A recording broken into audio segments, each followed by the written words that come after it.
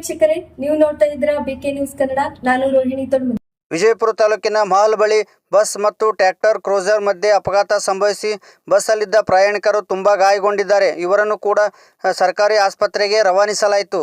ಸ್ಥಳಕ್ಕೆ ಗ್ರಾಮೀಣ ಠಾಣೆ PSI ಹಾಗೂ ಸಿಬ್ಬಂದಿಯವರು ಭೇಟಿ ನೀಡಿದರು.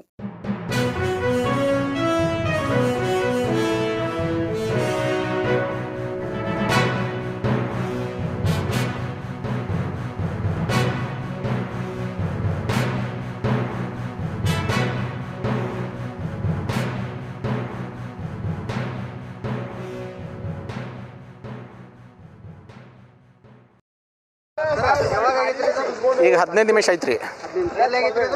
ಇಲ್ಲಿ ಜಸ್ಟ್ ಇವಾಗ ಇಲ್ಲೇನೇ ಆಗೈತ್ರಿ. ಅಂದರೆ ಇದು ಅಂದರೆ ಲಕ್ಷ್ಮೀ ಗುಡಿ ಅಂತ ಇದೆ ಅಲ್ರಿ ಇಲ್ಲಿ.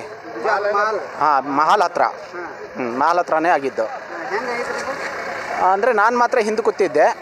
ಸೊ ಮಿನಿಮಮ್ ಅಂದರೆ ಒಂದು 50 ಫೀಟಿಂದ ಧಡಕ್ ಧಡಕ್ ಅಂತ ಸೌಂಡ್ ಬಂತು. ಸೊ ಆವಾಗ ನಾವು ನೋಡಿದರೆ ನಾವು ಎಕ್ಸಿಟ್ ಡೋರಿಂದ ನಾವು ಬಂದಿದ್ದೀವಿ. ಕೆಲವೊಬ್ಬರಿಗೆ ಏಟ್ ಆಗೈತೆ. ಇಲ್ಲೇ ಅದಾರ ನೋಡ್ರಿ, ಬರ್ರಿ. ಇವ್ರಿಗೆ ಎಲ್ಲ ಕಾಲಿಗೆ ಇವ್ರಿಗೆ ಇಷ್ಟು ಬಡ್ದೈತಿ.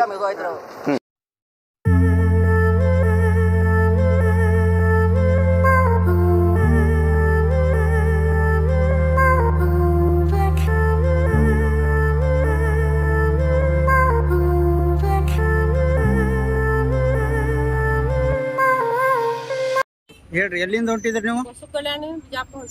ಬಿಜಾಪುರಕ್ಕೆ. ಹೆಂಗೈತ್ರಿ ಇದು ಆಕ್ಸಿಡೆಂಟ್? ಬಸ್ಸಿನ ಬಂದ್ರಿ, ಟ್ರ್ಯಾಕ್ಟರ್ಕ ಹಿಂದಿನ ಬಾಜು ಉಟ್ಕೋತಿದ್ರಿ ಇವ. ಉದೋಟಿಗೆ ನಮ್ಮ ಕಡೆ ಸೈಡ್ ತೊಳಟಿಗೆ ಬಂದ ನಮ್ಮ ಕ್ಲೋಸರ್ಕ ಬಸ್ಸಿನ ಹೋಗ್ಯಾನ. ಬಸ್ಸಿನ ಹೋಗ್ಯಾನ. ಎಷ್ಟೊತ್ತೈತ್ರಿ ಆಗಿದ್ದು? ಈಗ ಒಂದು ಅರ್ಧ ತಾಸು ಆಯ್ತು ನೋಡಿ. ನಿಮ್ ಗಾಡಿಯವ್ರಿಗೆ ಏನಾಗೈತ್ರಿ? ನಮ್ಮ ಗಾಡಿಯವ್ರಿಗೆ ಏನೂ ಆಗಿಲ್ಲ.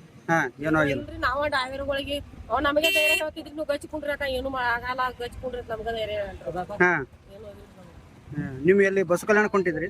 ಇಲ್ರಿ, ನಾವು ಬಿಜಾಪುರದವ್ರಿ. ಬಿಜಾಪುರ ಕೊಟ್ಟಿದ್ದೇವ್ರಿ. ಬಸ್ ಕಲ್ಯಾಣದಿಂದ ಲಗ್ನ ಮಾಡ್ಕೊಂಡು ಹೊಂಟಿದ್ದೇವ್ರಿ. ಹೌದ್ರಾ? ಸರಿ, ತಮ್ಮ ಹೆಸರು?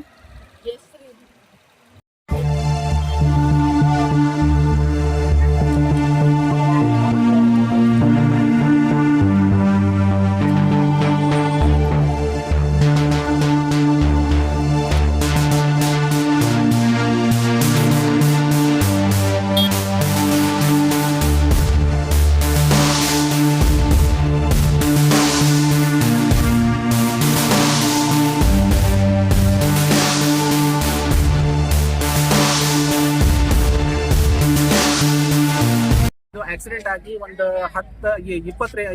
15ರಿಂದ 20 ನಿಮಿಷ ಆಯಿತು. ಸೊ ಈ ಆಕ್ಸಿಡೆಂಟ್ ಆಗೋದು ಕಾರಣ ಏನಂದ್ರೆ, ಒಂದು ಕಬ್ಬಿನ ಗಾಡಿ ಇಲ್ಲಿ ರೋಡ್ ಮೇಲೆ ನಿಂತಿದ್ರು. ಅದಕ್ಕೆ ರೇಡಿಯಂ ಹಾಕ್ಲಾರ್ದೆ ಡ್ರೈವರ್ಗೆ ಕಣ್ ತಪ್ಪಿ ಅವರಿಗೆ ಹೋಗಿ ಹೊಡೆದಿದ್ದಾರೆ ಅಷ್ಟೇ. ಎಷ್ಟು ಗಾಡಿಗೆ ಆಗ್ಯಾವ್ರಿ? ಸೊ ಇದು ಒಂದೇ ಗಾಡಿಯಲ್ಲಿ ಈಗ ಮಾತ್ರ ಕ್ರೋಜರ್ ಮತ್ತೆ ಟ್ರ್ಯಾಕ್ಟರ್ ಎರಡಕ್ಕೂ ಮತ್ತು ಬಸ್ಸಿಗೆ 3 ವೆಹಿಕಲ್ಗೆ ಆಗಿದೆ.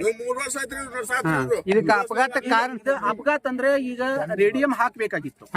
ರೇಡಿಯಂ ಯಾಕಂದ್ರೆ ಈಗ ನಮಗ ಅವರು ಕಬ್ಬಿನ ಗಾಡಿ ಎಲ್ಲ ಇರ್ತೈತಲ್ಲ, ಅವಾಗ ರೇಡಿಯಂ ಕಾಣಿಸಲ್ಲ. ರೇಡಿಯಂ ಕಾಣಿಸಿದ್ರೆ ಅದು ರಾತ್ರಿ ಜಾಸ್ತಿ ಸಪ್ಲೈ. ಸೊ ಇದಕ್ಕೋಸ್ಕರ ಇದು ಈವೆಂಟ್ ಆಗಿತ್ತು. ಒಂದು ಆಕ್ಸಿಡೆಂಟ್ ಆಗಿದ್ದು ಕಾರಣ ಅದೇ. ಸುಮಾರು ಬಸ್ನಾಗ ಎಷ್ಟು ಜನರಿಗೆ ಗಾಯ ಆಗೈತೆ? ಸುಮಾರು ಒಂದು 5-6 ಜನಕ್ಕೆ ಆಗಿದೆ. 5-6 ಜನಕ್ಕೆ ಆಗಿದೆ. ಈಗ ನನಗೂ ಕೂಡ ಕೈಗೆ ಏಟ್ ಬಿದ್ದಿ. ಏನ್ರಿ ತಮ್ಮ ಹೆಸರು? ಸೋಹೇಲ್. ಎಲ್ಲಿಂದ ಎಲ್ಲಿ ಹೊಂಟಿದ್ರಿ? ನಾನು ಇದ ಬಿಜಾಪುರಿಂದ ಶಿವಣಿಗೆ ಹೋಗ್ತಾ ಇದ್ದೆ.